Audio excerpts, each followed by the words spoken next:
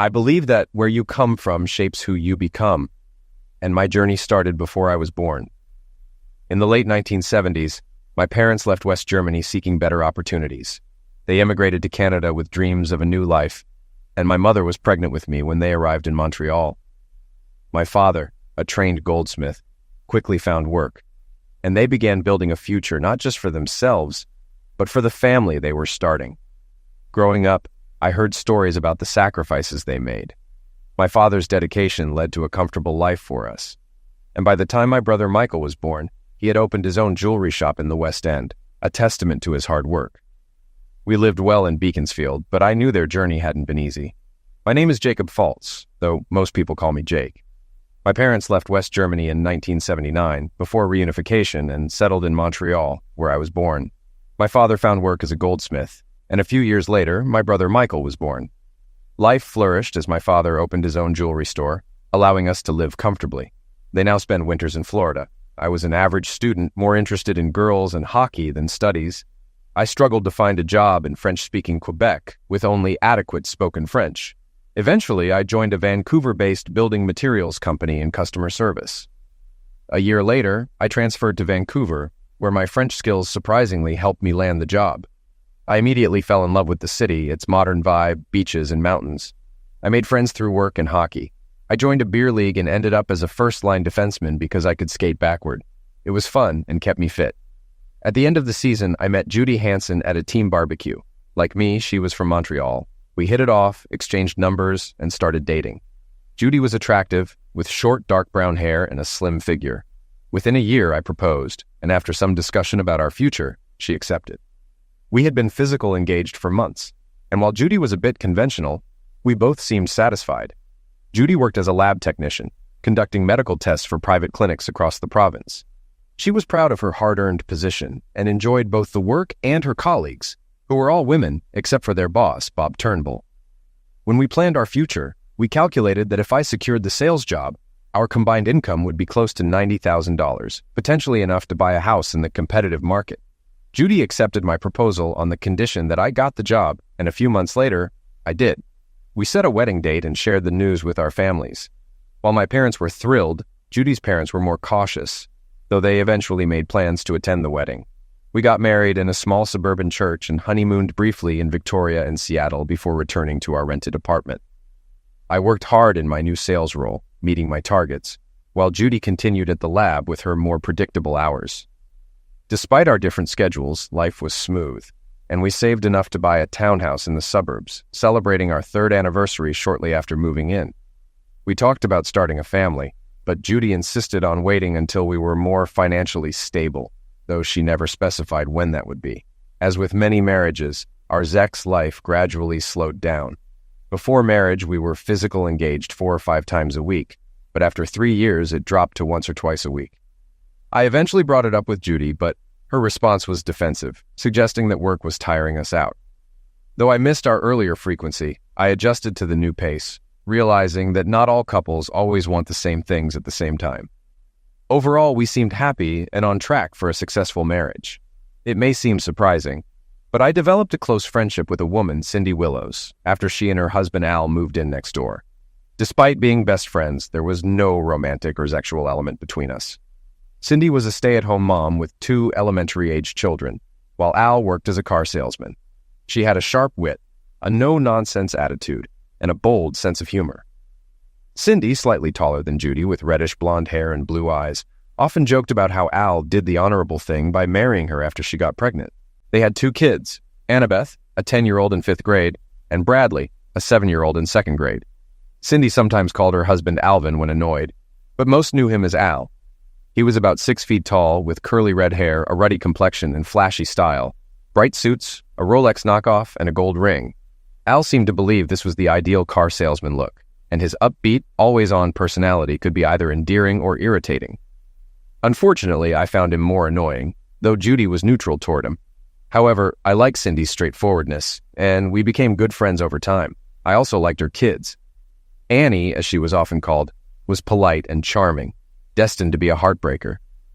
Brad was playful and always cheerful, with good manners that I appreciated. Judy, however, kept her distance from them. which made me wonder if she was signaling a reluctance to have children. If we were going to start a family, I hoped our kids would be like Annie and Brad. Things took a downturn last spring. After 6 years of marriage and nearly saving enough for a house, I was suddenly laid off when my company was sold and the branch closed. The news shocked me, and Judy's reaction was one of anger and disappointment, as if I had failed her. It was a tough blow to my morale. I began job hunting immediately, but opportunities in my field were scarce. Judy would leave for work with a quick kiss, while I spent my days searching for jobs and feeling increasingly discouraged. After 2 frustrating weeks, I was feeling low when Cindy appeared one morning. "Hey, handsome, got any more coffee?" she asked with her usual playful spirit. She often called me handsome, even in front of Al and Judy, and they didn't seem to mind. I invited her in, and as we chatted, I told her about losing my job. Cindy, in her blunt way, acknowledged how tough it was, but immediately started thinking of ways to help. Unlike Judy, who seemed distant, Cindy was actively concerned. She asked about my best subject in school, and I mentioned English, especially writing. Cindy then mentioned a friend who worked from home writing manuals and turning down business due to high demand. She suggested I talk to her friend about potential opportunities.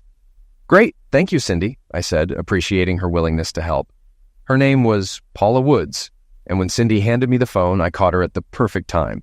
I offered to call back later, but she was on a break and happy to chat since I was a friend of Cindy's. Paula shared that she had been in a similar situation, unemployed and in need of work, when she found an ad for a job writing manuals and instructions for an import-export business. The company needed someone to create clear English instructions for products from China, as the translations they were receiving were comically bad. Paula took the job and never looked back. "They're also looking for someone who can translate into French," Paula said. "They've been using an expensive translation service, but they need someone in-house who can both write and translate. It's especially tough with the machinery manuals."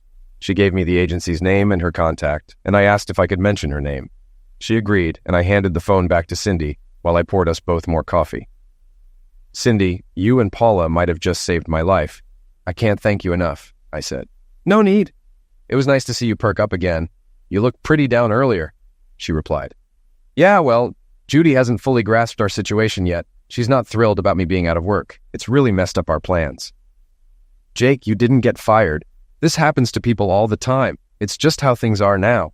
Al's come home down before too, but I give him a pep talk and, well, a little fun, and he's back at it the next day," she laughed. "Sounds like a good strategy," I said, feeling envious that Cindy could handle things that way when Judy was so negative. I called the number Paula gave me and spoke with Mr. Lewis. I mentioned Paula's name and offered to provide a free sample of my work. He was interested and asked if I could meet him that afternoon. We set an appointment for 2 p.m., and I was so relieved that I hugged Cindy nearly in tears.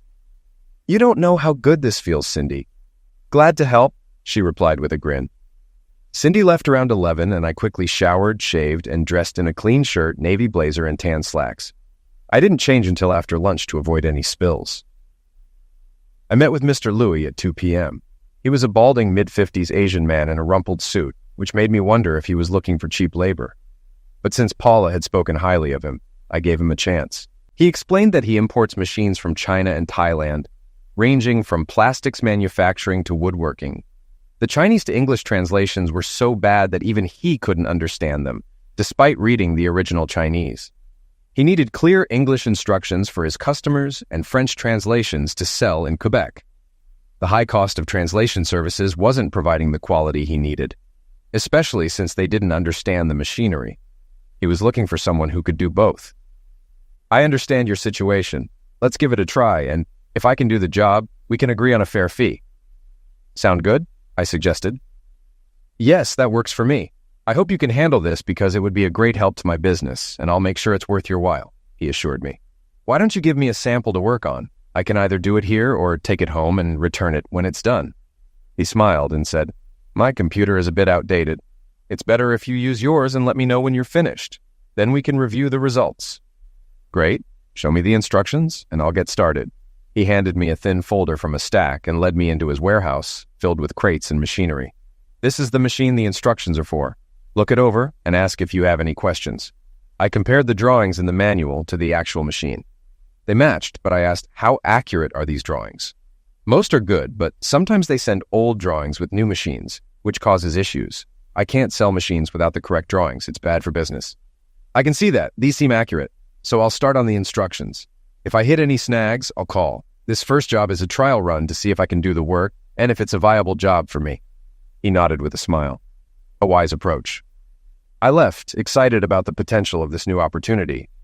It wasn't related to my previous job, but it seemed more interesting. If it worked out, I was sure I'd be happier. However, Judy wasn't as optimistic. "What do you know about machinery? How can you make money from this?" she questioned. "I know someone who's already doing it successfully and working from home, which I'd like to do." "Oh, great. You'll sit around all day while I work hard in the lab." "Why do you think that? Working from home would save us money, no commuting costs. It seems like a good situation." "Show me you can actually earn a living, Jake. I have my doubts. If it were that easy, everyone would be doing it. Remember, I have a mechanical mind and writing skills. Plus, I'm bilingual. That's rare here. I think I have a good shot, but I need to try." "How much is this guy paying you?" "Nothing yet. It's a free trial to prove I can do the job. Once I know what my time is worth, I'll set a price." "Great. You're working for nothing on a job you don't even know if you can do." "Fantastic," she said, stomping off to the kitchen. Her reaction deflated my enthusiasm, but I was determined to prove myself. After dinner, I went straight to our home office and began working on the instructions. The English version was so poorly translated that it was almost impossible to understand. I took a deep breath and started rewriting.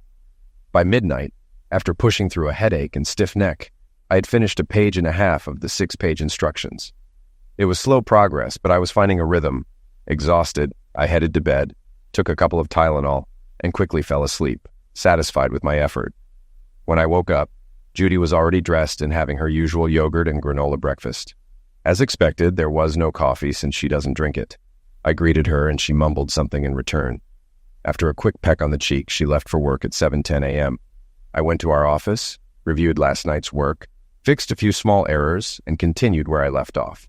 I was on my second or third cup of coffee when I heard Cindy's familiar voice. "Yoo-hoo! It's me again, handsome," she called from the back door with a smile in her voice. "Come on in, Cindy. Grab a coffee. I'm in my office." She entered, sarcastically commenting on my appearance. I was still in my t-shirt and boxers. "Just because I haven't shaved or dressed doesn't mean I'm a slob," I joked back. Cindy laughed and asked, "What you working on?"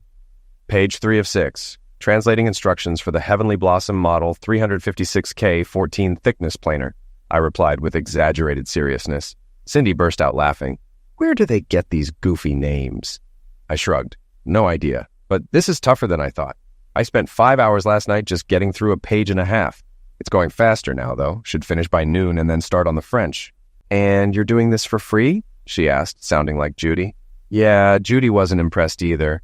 But it's the results that will matter. I'll know soon if this is worth pursuing.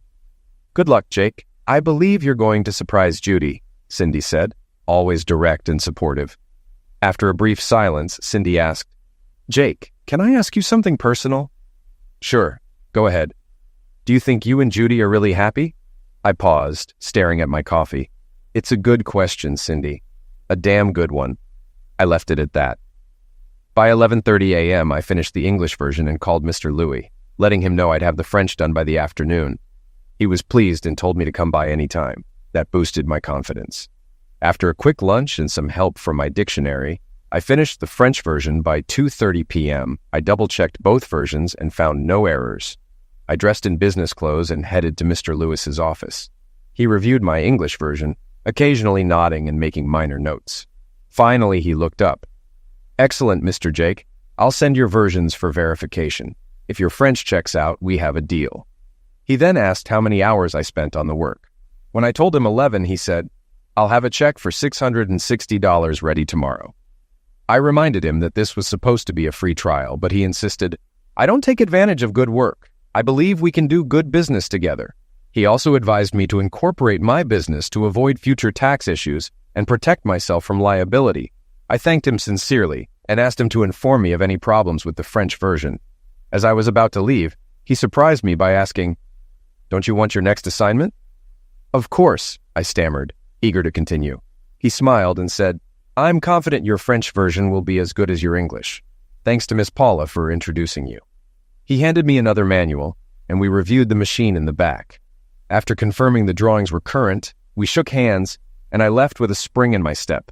At $60 an hour, a 40-hour week would gross over $120,000 a year. Seeing the stack of work on Mr. Lewis's desk, I felt optimistic. When I told Judy, the substantial pay rate seemed to improve her mood, and she even suggested we celebrate that night. I was feeling much better about our future and eager to tell Cindy, who had sparked the idea. The next morning, I started on the new manual, which was easier due to my experience and the simpler machine. I finished the English version by 1 p.m. and the French before dinner, 8 hours total. The following morning, I called Mr. Louis, who was pleased with my work and eager for the next project. I delivered it to him later that day. "Mr. Lewis, can we arrange a system where I don't have to drive in daily? I could work on a week's worth at a time and email the finished translations." He agreed and suggested direct deposit for payments, which I appreciated, though I needed to set up a business account first. We discussed drafting a contract, and I told him I'd consult my business advisor. After reviewing 5 new manuals and machines, I noted one omission, but found the job straightforward. By the end of the week, I had a new career in business, Precise Word Services.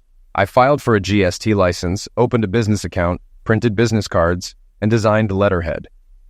On my lawyer's advice, I drafted a letter of understanding for Mr. Louis outlining our agreement and hourly rate. I also bought a color laser printer as a business expense. By Thursday, I completed and returned 5 manuals and picked up 6 more, reviewing the machines before leaving. I wondered how many machines Mr. Lewis had as I booked 46 hours that week, earning nearly $4,000. With Friday's work, I would likely double that amount. I was working nonstop in my home office. Judy barely saw me except during dinner, where we had brief conversations. For the first few weeks, she shifted from disdain to curiosity about my new job, asking questions like, "How often do you get paid?" "I get paid per job. I'm a contractor, so I handle my own taxes and expenses," I explained. She then hinted at needing money.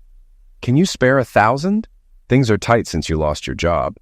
"Sure," I agreed cautiously, even though my business was already bringing in about $3,000 a week. I transferred $1,000 from my business account to our joint checking account.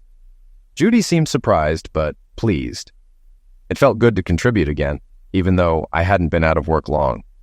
I decided to meet with Mr. Louis to gauge the future of this business. He reassured me that more complex machines were on the way, meaning plenty of work ahead. Relieved, I knew I could relax a bit. On a warm day, Cindy stopped by as usual. She greeted me with a smile. "Hey, handsome, where have you been?" I beckoned her over, replying, "Come on over and I'll tell you," content with how things were unfolding. As Cindy joined me, I couldn't resist sharing some news with a hint of pride. "You're now speaking to the president of Precise Word Services, Inc., Jacob R. Faltz." She laughed off my announcement. "Yeah, right, the president. Sure, Jake." We shared a lighthearted moment before she remarked, "It's good to see you happy. It's been a while." Acknowledging her observation, I admitted, "Yeah, it feels like a weight's been lifted. I can move forward again." Her curiosity piqued. She inquired, "How does Judy feel about it?" I met her gaze, confessing, "She doesn't really know." Cindy seemed puzzled. "You mean she can't decide?" "No," I clarified. "I haven't told her how well the business is doing." She paused briefly before responding, "Oh." I then reminded her, "Cindy, remember when you asked if Judy and I were really happy?" She nodded. "Yeah." Reflecting on our situation, I confided, "I'm not so sure anymore. I haven't lied to her, but I haven't told her everything either." "Why not?" she pressed. I shrugged, uneasy. "I don't know. I just have this feeling something's off." After a thoughtful pause, I posed a hypothetical question. "If you were in my place making good money, would you tell Alec?" Cindy considered my question, then replied, "Jake, that's a tough question. We live on Al's commissions, and it's hard sometimes. I'd hate to think he'd hold out on me." I expressed my concern. "Yeah, that's what's bothering me. I'm holding out on Judy, and I'm not sure why." Cindy responded matter-of-factly, "That's easy. You don't trust her." I asked, seeking affirmation, "You think?" She was confident in her observation. "I know. I can tell something's wrong between you two, and I'm pretty sure it's not you." Curious, I asked her, "Why do you say that?" Cindy was frank. "I know you, Jake. You're straightforward, no nonsense. I've noticed how Judy treats you when she thinks no one is watching. She acts like she married beneath her. I don't know why, but that's what I see." I murmured thoughtfully, "Her parents?" Cindy inquired, "What about them?" I explained, "They don't think much of me. Maybe it's rubbing off on her." Cindy scoffed. Are her parents royalty or something? No, her dad's a city employee, and her mom works part-time at a market. Definitely not royalty, I clarified. Cindy, frustrated, advised, then they should be grateful she married someone who treats her well. You deserve better. I sighed, pondering. Maybe they had higher expectations for her. As Cindy leaned back, she asked, so, what now? I confessed, I don't know. I still love her, but it feels like she's given up on me. I hope I'm wrong. Cindy responded softly, I hope so too, Jake. Though there were no signs Judy was having an affair, I began to worry. A few weeks later, she mentioned working overtime due to a reorganization at the lab. We seemed to be drifting apart, which made me sad. I was nearing 28, and we hadn't started a family, and I wondered if we ever would.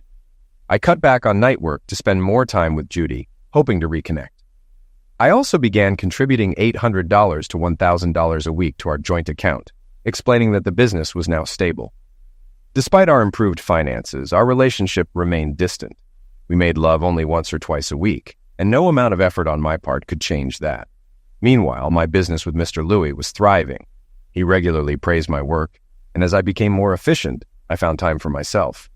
Occasionally, I'd take a break to enjoy a lunch out or a beer at the local bar. After our intense conversation weeks earlier, Cindy and I didn't see each other much until I started inviting her over for morning coffee.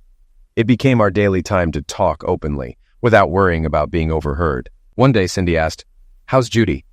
Same, distant, I replied. Do you think you two will make it? I want to keep trying, but I'm not sure, I admitted. Both of you need to try for it to work, she said. Yeah, I know.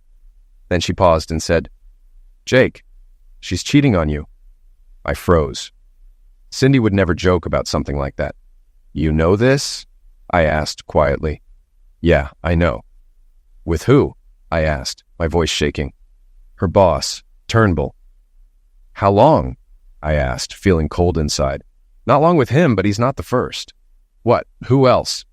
I found out Al slept with her a few months ago. Holy crap, anyone else? I don't know, but one's enough, isn't it? Yeah, more than enough, I said. I'm going to kick Al out. I'm done with him. He's done this before, and if I let it slide, he'll do it again. I'm looking for a job before I leave him. I won't let my kids live in poverty. Jesus, Cindy, can this get any worse? I groaned. I remember you asking me something similar when you lost your job, and Judy gave you hell for it, she reminded me. What a mess, I said, feeling utterly frustrated. Yeah, she agreed. Well, I guess I'll be rethinking my financial plans. No way am I giving Judy anything after this. She can go live with her boss. Can't blame you. Just don't do anything that'll land you in jail. I need you for my morning coffee, she joked, trying to lighten the mood. Maybe we should both kick them out and move in together, I said, half joking. You're forgetting something, Jake. The kids. No, I'm not. If they don't come with us, the deal's off, I joked back, trying to lift the heaviness of the moment. Cindy laughed, but I noticed tears in her eyes. We both needed a release from the heaviness of the situation, so we shared a laugh. It felt good to have someone to talk to. We decided to set aside our spouse problems for the day. I had work to finish, and I needed to figure out how to cope with living with Judy until I decided what to do. Surprisingly, I felt emotionally detached, more disappointed than angry. I even wondered how many others there had been besides Al and her boss. That evening, I acted as if nothing had changed, though it took me longer than usual to fall asleep. I kept thinking about what to do and realized I needed proof. Not that I doubted Cindy, but I wanted to see it myself. The next morning, Judy claimed she had to work late again, which I suspected meant she was seeing her boss. I called Cindy, borrowed her car, and staked out the clinic parking lot. Sure enough, Judy came out with a tall man in a nice suit. They got into a Mercedes, and I followed them to a hotel. I watched them check in, each carrying a small overnight bag. I took several pictures, confirming what I needed to know. I returned Cindy's car and told her what I saw. She hugged me and advised me to cool down and think before confronting Judy. We agreed to talk more the next day.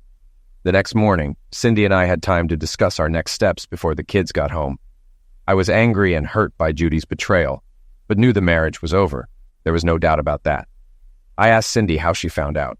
She explained that gossip spread through mutual acquaintances. One of Judy's coworkers noticed the affair with her boss, and it eventually reached Cindy through a chain of people who knew we were neighbors. Cindy added that many people were aware of Judy's affair. When I asked how she found out about Al and Judy, Cindy said it was through a nosy neighbor who noticed Al visiting my house when I was away. I guess Judy fell for his talk about being a big deal at work, Cindy said, shaking her head. Cindy then asked if Judy's boss, Turnbull, was married. I confirmed he was, but I didn't know much else. Cindy grabbed my phone book, looked up his number, and called. "Hello, is this Mrs. Richard Turnbull?" Cindy asked. After a brief silence, she apologized, pretending she had the wrong number, and hung up, giving me a knowing smile. "He's married and they don't have any kids," Cindy confirmed. I shook my head, realizing how sharp she was. No wonder I could never fool her. We sat quietly for a bit. "I think we should visit City Hall, Jake. I'd like to see who owns the clinic property," she suggested. "What's on your mind?" I asked. "You might find some leverage. A title search can reveal interesting things. Let's go if you have the time." "All the time in the world," I smiled. 10 minutes and $10 later, we discovered that the clinic's property title was under Mrs. Diane Turnbull's name, matching the home address of Robert Turnbull. "Looks like Mrs. Turnbull has the upper hand," Cindy said with a smirk. "So Loverboy's wife owns the building, and maybe he's just the manager," I guessed. "Exactly. I'll bet Judy doesn't know that. If he's playing her, she's in for a rude awakening when I dump her," I replied. "Ain't that a shame?" Cindy chuckled. We left City Hall and grabbed lunch together. Being with Cindy always lifted my spirits. We avoided discussing our personal issues until we were back at the townhouse. "So what's next?" I wondered aloud. "Did you take the pictures I suggested?" Cindy asked. "Yeah," I said, pulling out my camera and connecting it to my computer. We looked through the photos. These shots at the hotel desk and elevator don't leave much doubt. You could hire a private detective for more evidence, but it probably isn't worth it. Whether you divorce her for infidelity or irreconcilable differences, the outcome will be the same. Save your money and brace for the worst, Cindy advised. "I never thought it would come to this," I said, shaking my head. "No one ever does. I didn't think Al would cheat on me, but he did, more than once. I'm just stuck for now, needing a job before I can leave him and provide for the kids," Cindy said. "I've been thinking about something," I started cautiously. "Hear me out with an open mind." "I'll try," she replied, focusing on my words. "The other day, I joked about us moving in together with the kids, but the more I think about it, the more I like the idea. My income will exceed $125,000 this year. I'm doing well with work, and I could buy a 4-bedroom house in the same school district. You and the kids could move in as tenants until you find a job you like. No strings attached," I proposed. "That's a sweet offer, Jake, but it wouldn't be fair to you. What about your personal life and future? You don't want to stay single forever, do you?" she asked. "No, but this doesn't have to be permanent. If you find a job and want to move out, you can. At least you'd be in a stable environment with the kids," I explained. "Jake, you're a great guy, but what if I move out? What will you do with a big house then?" she asked, concerned. I shrugged. "Maybe you won't want to move out," I said, almost cringing. Cindy's eyes widened. "Are you saying you have feelings for me?" I nodded. "Sorry, but yeah." "Oh, Jake, don't do this to me," she said, clearly conflicted. "Do what?" I asked with a slight smile. "Don't mess with my head. This is too much. I haven't even kicked Al out yet, and now you're coming on to me." "It's not fair," she said, frustrated. "I know, but what they did to us wasn't fair either. This isn't about fairness. It's about what we both know. If you don't feel the same, just say so," I replied. Cindy sat quietly, tears forming in her eyes. She got up, wandered around the kitchen and living room, shaking her head and mumbling to herself. I took it as a good sign. She hadn't said no or gotten angry. She was uncertain, but not offended. "Damn you, Jake," Cindy finally said, walking toward me. "How could you?" Then, without another word, she wrapped her arms around me, pulling me into a tight embrace. When she let go, I stood up and hugged her back. "Can I take that as a yes, then?" I asked. "Of course. How could I say no to you?" she replied, wiping away tears but smiling. "No strings, Cindy. If it works, great. If not, no pressure," I reassured her. She looked into my eyes and said, "I'll make sure it works," then started crying again. I felt hopeful that we could get through the tough times ahead and come out better on the other side. Following Don Simmons' advice, I hired a family law firm and retained Marta Kinsey, a sharp lawyer dedicated to protecting my interests. I decided not to hide my new income during the divorce. I'd disclose everything if necessary, but negotiate to avoid alimony. Marta suggested a bluff, proposing we offer Judy a split of current assets and no alimony. hoping she'd accept without knowing about my new business. I told Marta I'd serve Judy the papers soon, and she prepared the documents. The next week passed without incident, though Judy had 2 more overtime sessions. Marta called to confirm everything was ready, so I called Cindy. "It's D-Day, Cindy. I have the papers and need to figure out how to deliver them. Want to come over?" "Sure, I'll be right there. Get the coffee ready." We chatted over coffee before I laid out my plan. Tonight, I'll confront Judy, tell her I know about Turnbull, and give her the divorce papers. If she resists, I'll show her the photos and mention witnesses. I'll also remind her that Mrs. Turnbull doesn't know about the affair, which could push her to agree. If things get ugly, I'll move out and we can fight it out legally. "Have you packed a bag?" Cindy asked. "Not yet, but I will before she gets home. No overtime tonight," I said with a smirk. Cindy kissed me lightly and hugged me. "Good luck. Tell me how it goes. Once this is over, we'll figure out how to handle Al, which will be tougher." We knew Al wouldn't take things quietly, so Cindy planned to stay in their townhouse until things settled down.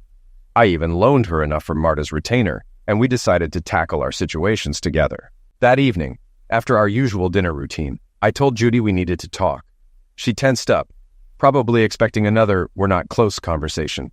"Enough talk, Judy. I know about your affair with Robert Turnbull.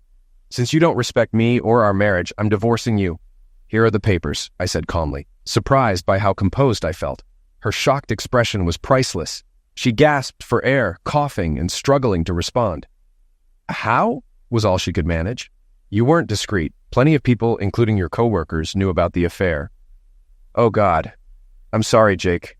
I wish I could say something. I'm so sorry." I shrugged. "I'm proposing a 50-50th split. We can sell the townhouse and split the equity, or you can buy me out. I won't be living here again." I remained calm and clear-headed. Judy nodded, saying, "That's fair," though she couldn't look at me. I couldn't resist asking why she hadn't spoken up sooner. I thought she might offer an excuse, but she didn't. "I thought Robert would give me a better life. He's successful, and I believed he could offer more than you could." I considered bursting her bubble, but remembered Marta's advice. "Don't overplay your hand." Instead, I said, "I hope you find happiness. Clearly, you weren't happy with me." "It wasn't you, Jake. You were always good to me. I just wanted more out of life than you could give," she admitted. "An upgrade," I muttered. "Maybe. Robert is wealthy, and I thought he'd provide a good life after his divorce." "He's married?" I feigned surprise. Judy nodded, looking ashamed. "I'm not proud of it. We cheated, but we were good together." Her voice trailed off. "I'm moving out, Judy. I'll stay in a motel until I find a place. If you agree to the settlement, the papers are here. You might want to consult a lawyer," I said, hoping she'd accept the offer. "No, I won't fight it. I hurt you, and I'm to blame. 50-50ths is fair. I'll sign the papers tonight," she said, still avoiding eye contact. When I returned with my bag, she seemed surprised that I was already packed, but said nothing. She handed me the signed papers, and I checked them before putting them in my pocket. "I'll come by tomorrow to get the rest of my things and my computer files," I told her. "Of course. This is still your house, Jake." She finally looked at me, her sadness almost making me reconsider. I kissed her cheek and said, "Goodbye, Judy," then quietly left. I had won my freedom, but lost what I had once hoped for. It felt like a hollow victory, but I knew I couldn't stay with her after what she'd done. At the motel, I called Marta the next morning and told her how things went. She was pleased. No drama, just a quiet end to my marriage. I thanked her and hung up. I dropped off the papers on my way to the house, realizing it no longer felt like home. I gathered my clothes and personal items, leaving behind anything else. Judy could keep the photos, and we'd split the furniture later. In my office, I reflected on the end of an 8-year chapter of my life. Though I didn't feel great about it, I knew I had to move on. Thinking of Cindy lifted my spirits. I started downloading my files to my new laptop, a task that would take most of the morning. I informed Mr. Lewis that I needed a week off due to personal issues, and he was understanding. I promised to catch up the following week. Working from the motel wouldn't be ideal, but it was manageable. I missed my morning coffee with Cindy, but we were being cautious until she served Al with divorce papers. We met at an espresso shack on Friday and parked in a quiet lot to talk. "How are you holding up?" I asked. "Okay. I'm not looking forward to telling Al. I'll do it in the morning after the kids go to school. It's the only time we're alone," Cindy replied. Marta advised me not to insist he leave if there's no other place for him to sleep. But I'm not sharing a bed with him any longer than necessary. What about the kids? When will you tell them, assuming Al will be gone when they get home? I'll tell them then, Cindy said. Do you think they can handle it? I asked. Annie will be okay, but I found out something that seals it for Al, Cindy said, pausing to sip her latte. Annie got into an argument with a classmate, and the girl said her dad was a regular visitor at her friend's mom's house. The mom's name is Mimi Tremonte, a divorcee. Annie got upset, but the girl stood her ground and even told Annie to ask the mom if she didn't believe it. Cindy looked defeated, a side of her I hadn't seen before. How's Annie handling it? I asked. I calmed her down and told her not to believe everything, but I think she knows. She's only 10, but kids grow up fast. I'm sorry, Cindy. It's hard on them. Telling the kids that I'm leaving their father won't be easy. They'll still see him, but it's going to hurt. I nodded, knowing Cindy didn't want to deny Al visitation. After a pause, Cindy added, They asked about you, you know. Really? I'm surprised. They like you a lot. Having you around will help them adjust. You're more like a dad than anyone else. Thanks. I'm looking forward to that and being with you, I said. She reached for my hand. You said you wanted to talk. What's on your mind? I want you to come with me to see a house I'm thinking of buying. I'd like your opinion since you'll be living there too. Sure, let's do it. I could use the distraction, she agreed with a weak smile. At 11 a.m., we met the real estate agent at the house. I showed Cindy the rooms and pointed out areas needing work. It wasn't a luxury home, but it had enough space, private bedrooms, 2.5 bathrooms, and a basement for storage or a playroom. I like it, Cindy said. It needs some work, but nothing we can't handle. Plenty of space for the kids, and the basement could be their playroom. If you're looking for my approval, you've got it. Great. Let's make an offer and see what happens. It's been on the market for 4 months, so we might get a good deal. We told the agent we were ready to make an offer, and he was thrilled, likely due to the slow market. I made a low offer, expecting a counter, hoping to gauge how desperate the sellers were. The empty house suggested they might be carrying 2 mortgages. Afterward, Cindy offered to buy lunch, so we stopped at a sushi bar. She joked that Al would never eat there, and I laughed, glad to see her humor returning, though I knew it might be temporary until she faced Al. The weekend at the motel was lonely. Judy was out of my life, and even though we weren't close, it was still someone to talk to. Now, I was alone, and I couldn't see Cindy either. On Saturday, I took a walk by the river for a break, and spent the rest of the weekend catching up on work. By Sunday afternoon, I was back on track, and Mr. Lewis was pleased when I updated him on Monday. He mentioned a special project he wanted me to take on, so we arranged to meet on Tuesday. I also called Cindy, who had heard from Marta that all the divorce paperwork was ready. Cindy was nervous about telling Al and wanted to discuss her strategy. I suggested it might be better to have someone serve Al with the papers instead. Cindy was adamant. No way. If someone else serves him, he'll go ballistic. I need to do this myself. Maybe I can make him understand how much he's hurt me and the kids. I'm not changing my mind or forgiving him. He brought this on himself, and I'm ending it. I let him off before, and it just let him walk all over me again. Fool me once. That's it. I wish I could be there to help, I said, knowing she appreciated the thought, but also that it wasn't possible. I'm doing it tomorrow morning. I probably won't sleep thinking about it, but I can't let the kids see this. I have to face him myself. It's the only way, she said firmly. Good luck, I offered. Tuesday morning, I followed my usual routine, gathered my laptop, and treated myself to a full breakfast at the motel restaurant. I laughed at still being frugal, despite my improved finances. After breakfast, I waited until rush hour passed before heading to Mr. Lewis's office. I couldn't stop thinking about how Cindy was handling Al. She was strong, but I knew this was tough for her. At my meeting with Mr. Lewis, he surprised me by proposing a huge project, translating manuals for tractors, backhoes, and forklifts from China. The scope was far beyond anything I'd done before. I'm not sure I can handle this alone, I admitted. It's a big project, and I'm not an expert on this equipment. Mr. Jake, you are very good at what you do. Can you find people to help? I'll pay $100 an hour. This is a big job, and I trust you to do it right, he urged. He was clearly relying on me, so I agreed to consider it. Let me review one of the manuals and see if I can make it work. Thank you, Mr. Jake. I trust you, he said gratefully. I left with a forklift manual in hand, feeling a mix of excitement and apprehension. As I drove, I thought of Cindy and felt a chill. I grabbed my phone but hesitated to call. What if Al was still there?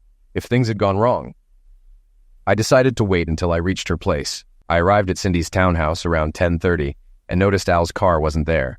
I called her and she answered softly. Hello? Cindy, it's Jake. Are you okay? I asked, concerned. Yeah, I'm okay, she replied. Can I come over? I'd like to see you. I'm right outside your door, she said, just making sure Al's gone. He is, I assured her. Come in, the coffee's ready. A moment later, I walked in to find Cindy at the kitchen table, looking exhausted, her eyes red from crying. Hi, I greeted her, sitting down beside her with a cup of coffee. What happened? I asked gently. She sighed, shaking her head. He completely broke down, Jake, crying, begging on his knees for another chance. It was so pathetic, it made me cry too. Did he agree to leave? I asked. Yes, though he tried to deny everything at first. When I mentioned Judy and why you're divorcing her, he looked like he was going to be sick. Then I brought up Mimi Tremont and what the girl at school said to Annie, and that's when he lost it. That sounds rough. How are you holding up? Not great, Jake. Like you, I feel like I wasted years. 10 years I can't get back. Part of me is angry, part of me is sad. There's a big difference between your 10 years and my 7, I said.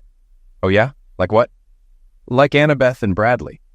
Tears welled up in her eyes as I took her hands and gently squeezed them. Hold on, Cindy. You'll get through this.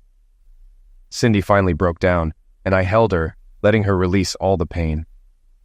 She was strong, and I knew she'd come out of this okay, even if it would hurt for a while. Tell me what happened, I urged. She composed herself enough to explain. She had Al sit in the kitchen while she told him she was filing for divorce. He tried to talk his way out of it, but Cindy was too prepared for that. When he realized he couldn't convince her otherwise, he played the sympathy card, bringing up the kids and their years together. But his act only made it easier for Cindy. His fake remorse didn't faze her, and she confronted him with all his betrayals, including the ones she had previously forgiven. By the end, Al was a mess. She had already packed a bag for him and told him to leave. He thought it was temporary until she handed him the divorce papers, making it clear he was gone for good. He left defeated, dragging his suitcase behind him. I wish I could have been there for you, Cindy, I said. No, Jake. I had to do this myself. It wasn't easy, but it was necessary. Don't blame yourself because I'm upset. It had to be done, and it had to be done firmly. Well, I guess we're both starting new lives now, I said. I'm just glad you'll be part of mine. She looked at me intently. Are you having second thoughts about us? Of course not. It's your choice, Cindy. Whatever happens, it's up to you. Jake, that's a cop-out. You tell me you have feelings for me and then you leave it all to me? What kind of man are you? She challenged. I couldn't help but smile, and she couldn't help but smile back. Then she wrapped her arms around my neck and kissed me deeply. I don't think we'll be apart anytime soon, she said. As expected, the offer on the house was countered, but it wasn't far from my ideal price. After a quick negotiation, the deal was done. I now owned a 4-bedroom house in a nice neighborhood. I'm almost embarrassed by how easily I moved on from Judy. I've realized I never truly loved her, not the way my parents love each other. I've learned what real love feels like now, and it's different from what I had with Judy. Since signing the divorce papers, I haven't seen Judy. The final decree will come in February. Rumor has it she and Bobby left with little more than his Mercedes. His soon-to-be ex-wife is running the lab, and Judy seems to have lost her dreams twice. Al is still working at the Chevy dealership, but he's changed. His divorce from Cindy will be final in March. He visits the kids weekly, but stays low-key otherwise. The single life doesn't seem to suit him as much as he thought it would. Cindy, at my suggestion, decided not to ask for alimony or child support. Al's down, and neither of us would find satisfaction in kicking him further. We're financially secure, while Al struggles with mortgage payments and credit card debt. Playing around has proven costly for him. Cindy and I are a completely different story. She doesn't take crap from anyone, including me. I'll never understand why Al cheated on her. He deserves the dumbest man award. I love Cindy like crazy and would fight to keep her. When she says she loves me, I won't argue. I'm benefiting from her high opinion. I'm glad I stay in shape because I don't want to disappoint her. The 4th bedroom didn't stay a bedroom for long. After Cindy kicked Al out, she explained everything to the kids. Annie, aware of her dad's mistakes, took it better than Brad, but both needed reassurance they'd still see him. Brad was quiet for a few days, but eventually adjusted, as kids do. Cindy told them about the new house, big backyard, and that they'd stay in the same school, which eased their concerns. When she mentioned I'd be living with them, Brad cheered, and Annie nodded approval. They seemed to feel the same way about me as I did about them.